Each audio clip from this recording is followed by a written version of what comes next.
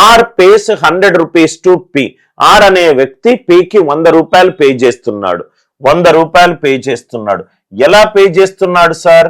Right, ఆ 100 రూపాయలు 5 రూపాయలు ఏవేవి యూజ్ చేస్తున్నాడు? 2 రూపాయలు అండ్ 1 రూపాయి. సో 5 రూపాయలు, 2 రూపాయలు, 1 రూపాయలు, ఈ కలెక్షన్ తోటి 100 రూపాయలు ఆర్ అనే వ్యక్తి పికి ఇస్తున్నాడు. ఫస్ట్ స్టేట్మెంట్ అర్థమైంది. Total number of coins used for paying R 40. మొత్తం ఎన్ని కాయిన్స్ యూజ్ చేశాడు? 40. అంటే 5 రూపాయలు ఎక్స్ కాయిన్స్ అనుకుందాం, 2 రూపాయలు వై కాయిన్స్ అనుకుందాం, జెడ్ 1 రూపీ అనేది జెడ్ కాయిన్స్ అనుకుందాం. ఇదేమో ఎన్ని నంబర్ ఆఫ్ కాయిన్స్ యూజ్ చేస్తున్నాను? 5 రూపాయలు అయ్యి ఎక్స్ కాయిన్స్, 2 రూపాయలు అయ్యి వై కాయిన్స్, 1 రూపాయి జెడ్ కాయిన్స్ యూజ్ చేస్తున్నాను. మొత్తము ఎన్ని కాయిన్స్ యూజ్ చేయాలన్నాడు? 40. కాబట్టి x plus y plus z is equal to 40. ఇవేమో కాయిన్లు. ఎన్ని రూపాయలు ఇస్తున్నాడు? 100 రూపాయలు ఇస్తున్నాడు. 100 రూపాయలు అంటే 5 రూపాయలు ఎక్స్ కాయిన్లు ఇస్తున్నాడు, 5x. 2 రూపాయలు వై కాయిన్స్ ఇస్తున్నాడు, 2y. 1 రూపాయి జెడ్ కాయిన్స్ ఇస్తున్నాడు, Z. 5x plus 2y plus Z మొత్తం ఎన్ని రూపాయలు ఇస్తున్నాడు? 100 ఇస్తున్నాడు. ఈ 2 ఈక్వేషన్స్ అందరికీ అర్థమైంది కదా సార్? ఫస్ట్ ఈక్వేషన్ ని మనం సెకండ్ ఈక్వేషన్ నుంచి తీసేస్తే 5x minus x 4x, 2y minus y y, z minus z cancel అయిపోయింది. రైట్, సో 100 మైనస్ 4 40 ఎంత సార్? 60. 100 మైనస్ రైట్ 40 60 అంటే మనకు సమీకరణం ఏమొచ్చింది? 4x plus y is equal to 60. ఒకసారి లాజికల్ గా ఆలోచించండి సార్. రైట్, లాజికల్ గా ఆలోచిస్తే మనం చాలా ఆప్షన్స్ ఎగరగొట్టొచ్చు. ఇదేమో ఎక్స్, ఇది 13, 18, 17, 16. 16 అనేది తప్పు సార్. ఎందుకు సార్ తప్పు? 16 నాళ్ళ 64. 64 ప్లస్ పాజిటివ్ వాల్యూ. ఆన్సర్ 64 కంటే ఎక్కువ అవుతుంది. కానీ ఇక్కడ క్వశ్చన్ లో ఏమిచ్చాడు? 60 ఇచ్చాడు. అంటే ఇది అయ్యే ఛాన్స్ లేదు. 16 కాకపోతే 16 కంటే ఎక్కువ ఉన్న వాల్యూలు ఏది కూడా కాదు. ఎందుకంటే 64కే నాకు ఆన్సర్ రాలేదు, 16 కంటే ఎక్కువ. 4 17 68.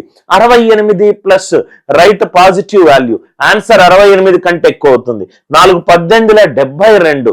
72 అనేది రైట్ మళ్ళీ ఎక్కువ అవుతుంది. కాబట్టి క్వశ్చన్ కి ఆన్సర్ ఎంత? 13.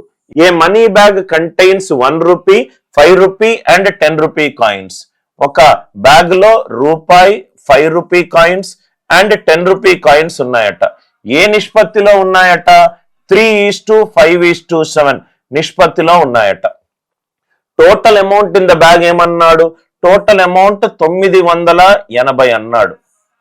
980 రూపాయలు అన్నాడు. 980 రూపాయలు. Find the number of coins of 10 rupees. ఒక్కసారి ఇక్కడ చూడండి సార్. రైట్, నా దగ్గర 3 రకాల కాయిన్స్ ఉన్నాయి. క్వశ్చన్ అర్థం చేసుకుందాం. నా దగ్గర 3 రకాల కాయిన్స్ ఉన్నాయి. రూపాయి కాయిన్లు, 5 రూపాయల కాయిన్లు, 10 రూపాయల కాయిన్లు.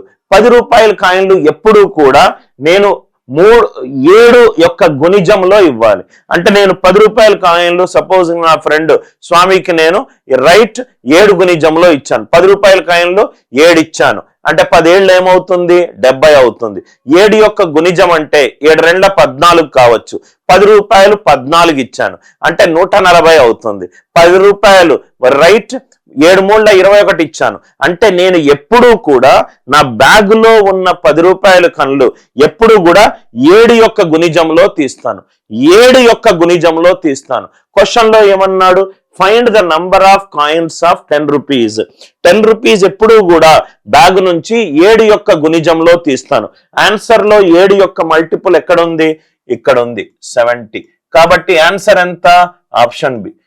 A:B it is 6:8. A:B. ఇది జనరల్ గా నేను 2 మెథడ్స్ లో చెప్తాను సార్. మీరు చేసే మెథడ్ అండ్ మీరు చెయ్యాల్సిన method. A:B 6:8. B:C 5:12. 5:12. A:B:C. Compound ratio concept మీరు ఇలా చేస్తారు. A:B ఏమో 6:8, B:C ఏమో 5:12. ఇక్కడ చూడండి సార్, ఈ కాంపౌండ్ రేషియో ఎలా కనుక్కుంటాము? A:B:C. ఫస్ట్ వాల్యూ ఏంటి సార్? ఏ. ఫస్ట్ వాల్యూ కావాలంటే మొట్టమొదటి వాల్యూస్ అన్నిటినీ లబ్ధం చెయ్యండి. 6×5 లాస్ట్ వాల్యూ కావాలంటే లాస్ట్ వాల్యూస్ అన్నిటినీ లబ్ధం చెయ్యండి. 12×8 96. మొదటి వాల్యూలు కావాలంటే మొదటి వాల్యూలు ఇన్పుట్ లో ఉన్న మొదటి వాల్యూలు అన్ని లబ్ధం చెయ్యండి. 5×6 లాస్ట్ వాల్యూ కావాలంటే లాస్ట్ వాల్యూస్ అన్ని లబ్ధం చెయ్యండి. 8×12 96. Next A:B. Original value of A ఎంత? 6. ఇప్పుడు నాకు ఆన్సర్ ఎంత వచ్చింది? 30. 6×5 అంటే 8×5 40. 6×5 30, 8×5 40. అంటే నాకు ఆన్సర్ ఎంత వచ్చింది? 30:40:96. అంటే 15:20:48. 15:20:48. 15:20:48. ఇది మీరు చేసే పద్ధతి. ఎగ్జామ్ లో ఇలా అడిగితే దయచేసి ఇలా చేయకండి. చరరాశులు పెరిగే కొద్దీ మీ క్యాల్కులేషన్ టైం పెరుగుతుంది. మెథడ్ 2.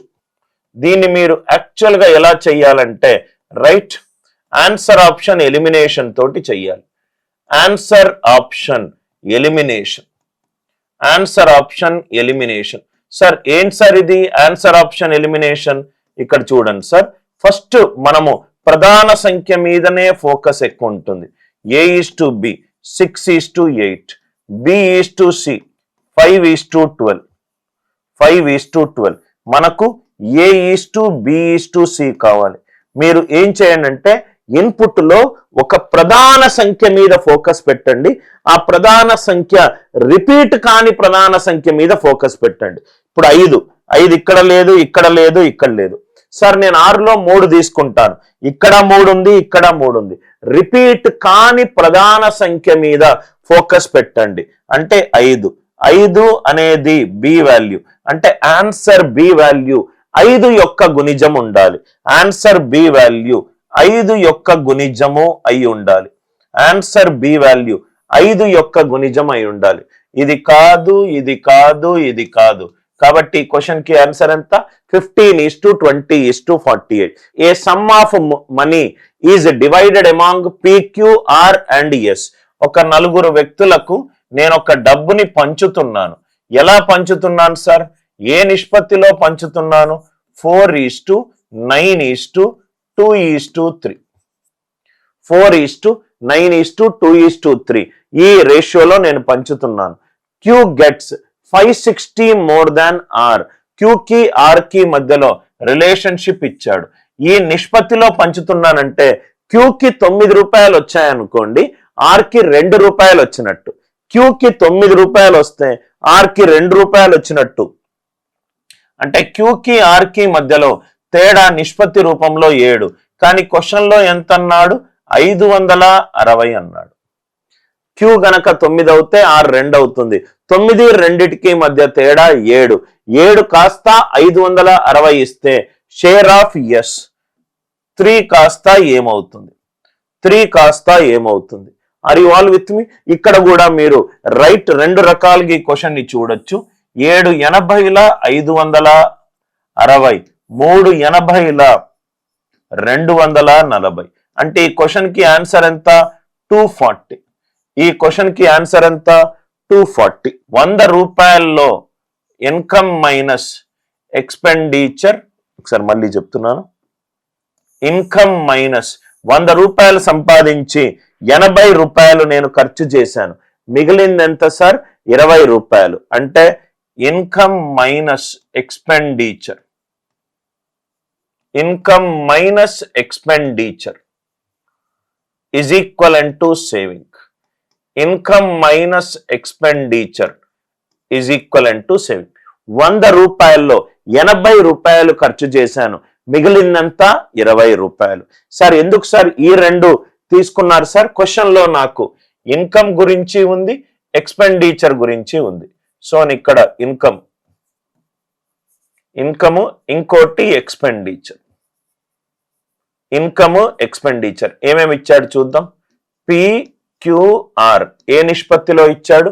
రైట్ వాళ్ళు సంపాదించే సంపాదన ఎంత 10:12:9 10:12:9 ఎక్స్పెండిచర్ ఎంత sir 12:15:8 12:15:8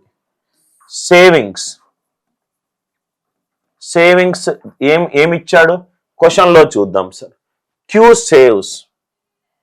queue saving is 1/4 of his income. Q saving is 1/4 of his income. ఇదే కదా సార్ కండిషన్ 25% అంటే 1/4 అంటే ఈ స్టేట్మెంట్ లోనే మనకు మొత్తం రూట్ కాజ్ ఉంది. రూట్ కాజ్ ఏంటంటే Q's saving is 1/4 of his income. క్యూ గనక 4 రూపాయలు గనక సంపాదిస్తే రైట్ దాంట్లో 1 రూపాయి సేవ్ చేసుకుంటాడు 1 ఇట్ ఈజ్ సేవింగ్ అంటే ఇది ఏ నిష్పత్తిలో ఉన్నట్టు సార్ క్యూకి ఇన్కమ్ ఈజ్ టు సేవింగ్ ఇది 4 రూపాయలు అయితే ఇది 1 అంటే ఎక్స్పెండిచర్ ఎంత అవుతుంది 3 అవుతుంది 4 రూపాయల్లో 1 రూపాయి సేవ్ చేశాను అని అంటే ఖర్చు పెట్టింది ఎంత రైట్ 3 ఇది దేనికి సార్ క్యూ అంటే క్యూ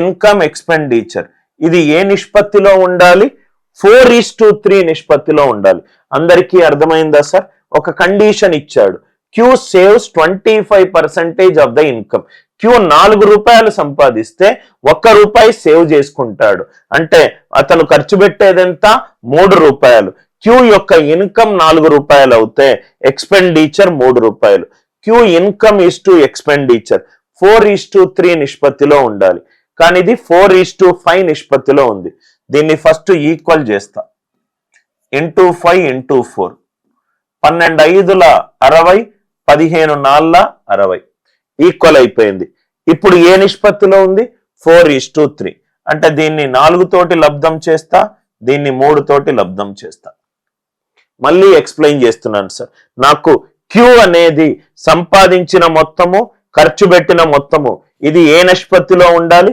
4:3 లో ఉండాలి ఇది 4:5 లో ఉంది కాబట్టి దీన్ని 5 తోటి దీన్ని 4 తోటి లబ్ధం చేశాను 60 సేమ్ వచ్చింది దాని తర్వాత దాన్ని 4:3 లో చెయ్యాలి అంటే 1:1 వచ్చిన తర్వాత దీన్ని 4 తోటి దీన్ని 3 తోటి చేశాను అంటే ఇక్కడ మీరు అబ్జర్వ్ చేస్తే ఈ ఈక్వేషన్ అంతా కూడా ఇలాగా మారింది ఇన్కమ్ ఇక్కడ నేను రాస్తాను సార్ సో మనము వాల్యూలు కనుక తీసుకుంటూ వెళ్తే ఈ మొత్తం రోని దేంతోటి లబ్ధం చేయాలి 20 తోటి లబ్ధం చేయాలి 20 10 200 12 20 240 9 20 180 920 is our 180 దీనిని దేంతోటి లబ్ధం చేయాలి 12 తోటి లబ్ధం చేయాలి 12 12s are 144 15 12s are 180 12 8s are 96 వాల్యూలు అన్ని ఎలా మారిపోయాయి అనేది అందరికీ క్లియర్ అయింది కదా సార్ నౌ ఇప్పుడు సేవింగ్స్ అయిపోయింది సార్ క్వశ్చన్ సేవింగ్స్ ఎంత సార్ 200 minus 144 ఇదెంత 56 240 minus 180 ఇదెంత సార్ 60 180 minus 96 ఇదంతా 84 56 is to 60 is to 84 దీన్ని మళ్ళీ సింప్లిఫై చేస్తే 4 14 4 15 4 21 14 is to 15 is to 21 14 is to 15 is to 21 are you all with me